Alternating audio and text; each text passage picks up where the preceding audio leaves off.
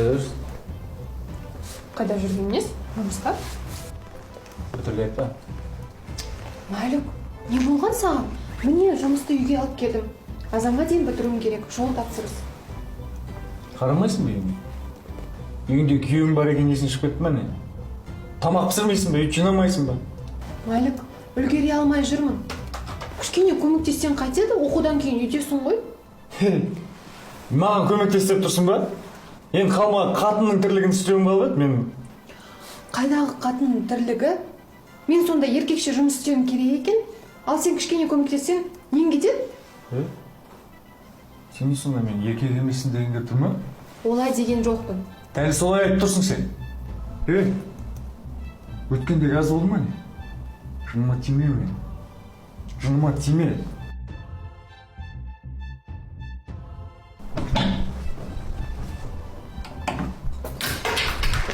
Қайда кеттің? Шаруаң болмасын. Мен келген кезде тамақ дайын болатын болсын.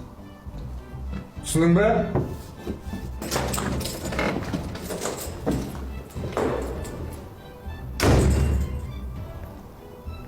Әйелдердің бәрі осындай топас болады ғой деймін.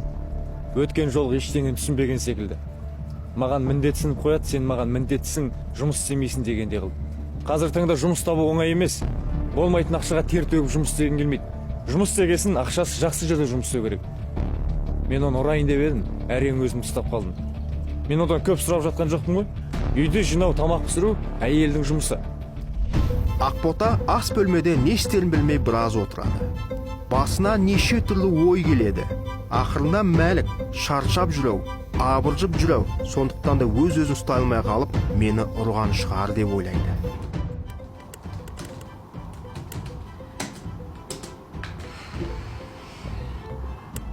Сағат 2 болған ба? Бірдеңеге ұшырап қалмаса болды екен. Ақбота сол күйі ұйықтап қалады. Таңертең оятқыштың дыбысын да естімейді. Сөйтіп жұмысынан қалып қояды. Мәлік әлі үйде жоқ. Ақботаның ол жайлы ойлауға уақыты жоқ еді. Жұмысына асыққан болады. Мәлікпен жұмыста хабарласамын дедім. Қателік істейтінімді білгенімде ғой. Мәлікке күні бойы телефон соқтым. Тұтқаны алмады. Бірдеңе болып қалды деген оймен кешке қарай үйге жүгірдім. Ақбота үйге келсе Мәлік әлі жоқ. Қолы дірілдеп сүйіктісінің нөмірін тереді. Бірақ Мәлік тұтқасын көтермейді. Ақбота кімге барып, кіммен хабарласарын білмей қатты сасады. Уақыт болса өтіп жатты. Ал Мәлік жауап бермеді. Осылайша Ақбота таңда тұрады.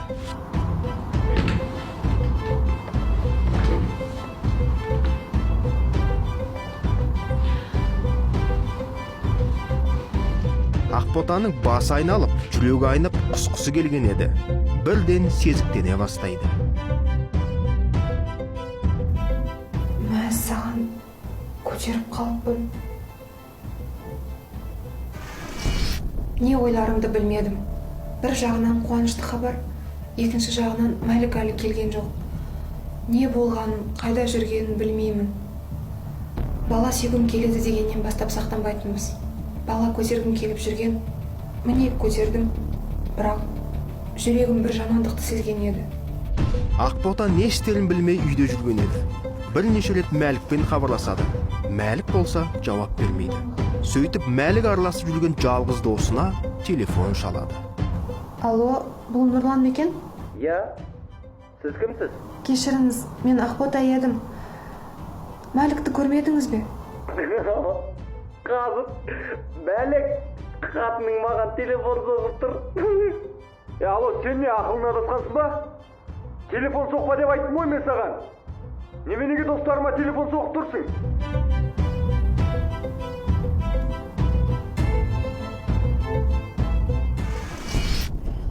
Қорқып кеттім. Үйден қашып кетсем бе деген ойда келді. Далаға шығып Мәлікті сыртта күтсем бе дедім. Қазір келетініне сенімді болатын. Сосын аяғым ауыр екенін айтып, кішкене болсын жібіп қалар деп ойладым. Қысқасы күтіп отырдым. Мәліктің табылғанына шүкір. Жүрегім кішкене болса да жеңілдеп қалды. Әйтпесе қорқынышыммен күресемін деп шаршап кеттім. Балғын. Құмарым тоқтай тоқта тұр, менің аяғым ауыр. Кімнің аяғы ауыр? Қалай сен аяғы ауыр, Тиме маған, Мәлік, нетіп кеттім. Кімнің аяғы ауыр? Тұр! Сенен! Қалай менің? Кім оның әкесі? Тиме маған! Кімнің аяғы ауыр? Кімнің не қабақсың дейді саған? Қойшы керек! Күшті мен саған, Кімнің аяғы ауыр дейді? Ай, тұр, жанында ай, көрсем қазір сен, ай, кімнің аяғы ауыр? Көзіме қарай, кімнің аяғы ауыр дейді? Өтірік айтма! Өтірік айтма! Шықпа өтірікті! Мен саған қазір көрсетемін! Балғын! Чап! Өз-өзіме түннің бір уағында келдім. Денем ауырып қалған. Әсіресе ішімнің асты қатты ауырды. Баламнан айырылып қалам ба деп қорықтым. Балалы болатынымды сол күні біліп, сол күні айырылып қалу мүмкін еді. Үйді қарап шықтым, Мәлік жоқ. Таңның атқанын әрең күттім. Таң ата салып ауруханаға жүгірдім. Дәрігерлер шошып кетті. Көгерген жерлерімді суретке түсіріп, полицияға хабарласуымды өтінді. Мен тек баламды ғана ойладым. Құдайға шүкір, тірі екен. Жүкті болғаныма шамамен 4 апта болған екен. Ақбота үйіне оралады. Ары-арай не істейтінін білмеген еді. Шешесіне телефон соғып, ақылдаспақ болады.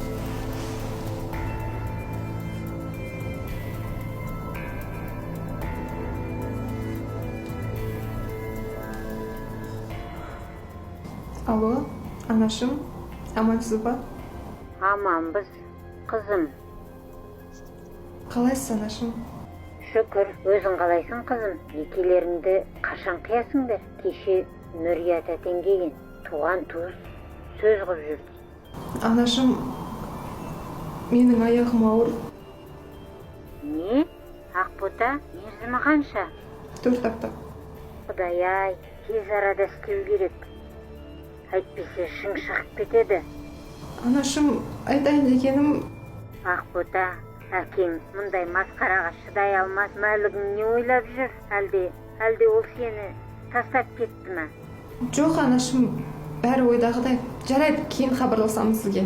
Мәліктің әке-шешесі мәселені тезірек шешсін. Олармен кездескеніміз жөн. Не ойлап жүр өздері? Жарайды, анашым, бәрін өзім шешемін, уайымдамаңыз.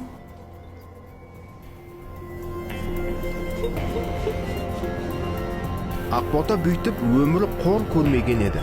Жалғыз қалғанын түсінеді. Жас қызға көмек керек еді. Бірақ кімнен, қайдан іздерін білмеді. Сөйтіп Нағимамен хабарласып, үйіне келуін өтінеді.